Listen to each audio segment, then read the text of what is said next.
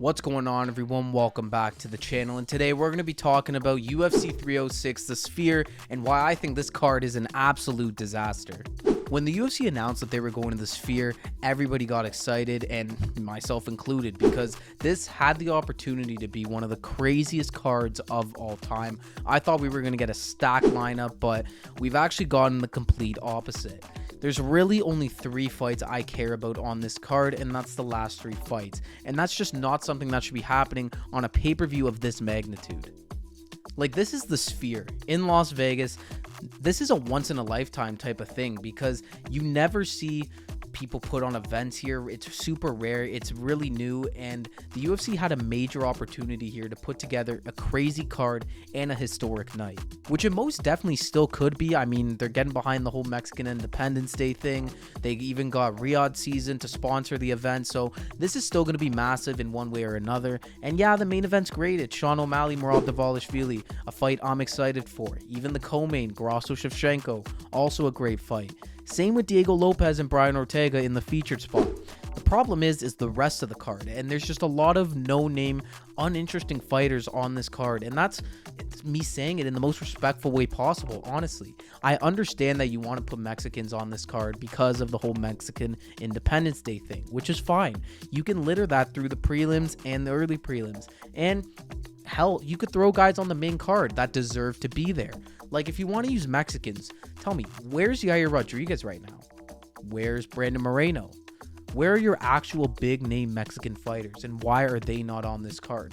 That would make a hell of a lot more sense. Like, they could have easily thrown like a Yair Rodriguez versus Arnold Allen also on this card, and that would have been a banger matchup, and you wouldn't have had people complaining whatsoever. But no, instead we got Ode Osbourne on a pay-per-view in 2024. Now, one thing that I've pretty much heard in the build-up for this fight from Dana White is how much the Sphere has actually cost the UFC to put on. It's reported that it's reached up to $20 million in terms of production, and the UFC doesn't spend anywhere near that on any of their other pay-per-view events. So that could also be playing into factor here why the rest of the card is kind of average and why it's a lot of unranked, no-name, lower-priced fighter. I mean, it's simple math. If the UFC has guys on this card that they don't have to pay as much money, the margins are going to look a lot better once this is all said and done and all of the money they've put into the production comes through.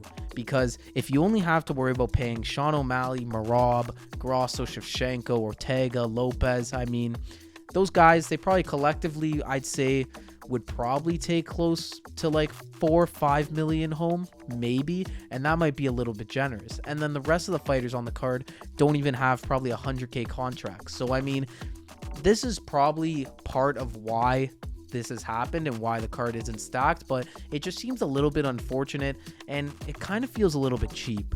Like, I don't know if you guys have seen, but the ticket prices for this event are absolutely ridiculous. It's honestly stupid. The cheapest seat in the house is about 3.5K American, which is ridiculous. And if you live in Canada like me, it's almost close to $5,000. It's absolutely stupid.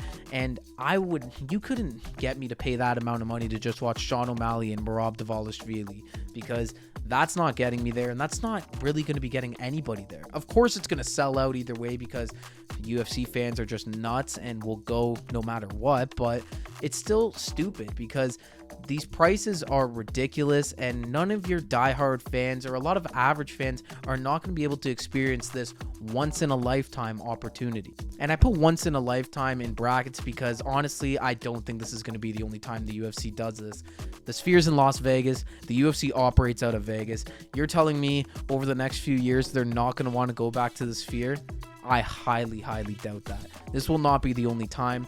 They're using that as part of the promotion, but hopefully next time they can actually put on a good card, because this card is trash, man. And honestly, for a card that's supposed to be this big, it's super unfortunate. Now, don't get me wrong, I will be doing breakdowns for the O'Malley fight, the Grasso fight, and the Diego Lopez fight, so be out on the lookout for those. Thank you all for watching, though, and let me know what you guys think. Do you agree with me? Do you feel like this card is a bit of a joke, to be honest? You think we've been cheaped out a bit as fans? Let me know what you think down below. I want to thank you all for watching this video, and check out more videos just like this one. We're always talking about UFC here, so if that interests you, check out more videos. Thank you all for watching. I'll catch you all in the next one.